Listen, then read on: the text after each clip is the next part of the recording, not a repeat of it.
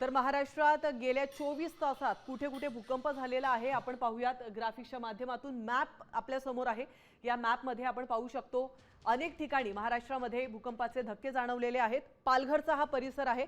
पालघरच्या परिसरामध्ये देखील अनेक ठिकाणी भूकंपाचे धक्के जाणवले। नाशिक जवळ देखील अनेक तालुक्यांमध्ये गावांमध्ये भूकंपाचे धक्के जाणवल्याचं आपण या मॅपच्या माध्यमातून पाहू शकतो।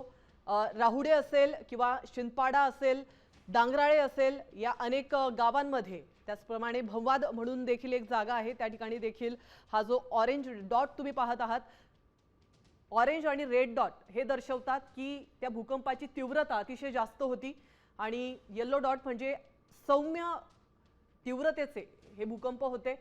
तर पालघर असेल, नाशिक असेल, महाराष्ट्रातील अनेक महत्त्वाच्या जिल्ह्यांमध्ये महत्त्वाच्या ठिकाणी भूकंपाचे हे धक्के जाणवलेले आहेत। त्यामुळे इथले जे नागरिक आहेत ते भयभीत झालेले आहेत। नाशिकमध्ये जर आपण पाहिलं तर गेल्या काही वर्षभरापासून 2-3 वर्षांपासून मोठ्या प्रमाणात भूकंपाचे धक्के या ठिकाणी जाणवत आहेत। अगदी 2-3 महिन्यांच्या आड इथल्या लोकांना भूकंपाच्या तीव्र आणि सौम्य धक्क्यांना सामोरं जावं लागतंय। घरांना तडे गेलेले आहेत, भिंतींना तडे गेलेले आहेत, त्यामुळे नागरिक अतिशय भयभीत झालेले आहेत। संपूर्ण भारताचा हा मॅप आपण पाहतोय, त्यातल्या त्यात महाराष्ट्रामध्ये देखील आता वारंवार भूकंपाच्या घटना घडतात। नाशिक, पालघर या दोन जिल्ह्यांना गेल्या 2 दिवसात 2 ते 3 वेळा भूकंपाचे तीव्र आणि सौम्य धक्के जाणवले।